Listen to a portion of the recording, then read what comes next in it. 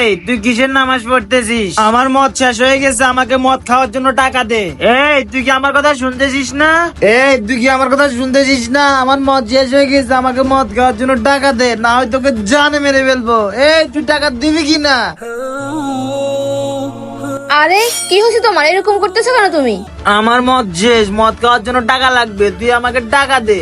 আচ্ছা আমি তোমাকে টাকা দিব, কিন্তু একটা শর্ত আছে। কি সত্য বল? আমার মদের টাকার জন্য আমি সব সত্যে রাজি আছি। ঠিক আছে, তুমি এখন নামাজ পড়তে হবে, তারপর আমি তোমাকে টাকা দিব। আরে শুধু এই কথা?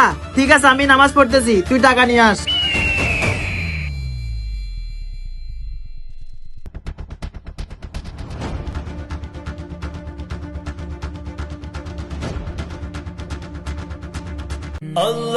এই নাও তোমার মদ খাওয়ার টাকা। না না, আমার টাকা লাগবে না, আমি নামাজ পড়ে শান্তি পেয়েছি, আর এখন থেকে আমি সব খারাপ কাজ ছেড়ে দিব। তাহলে আল্লাহ তাআলা তোমাকে হেদায়েত দান করেছে।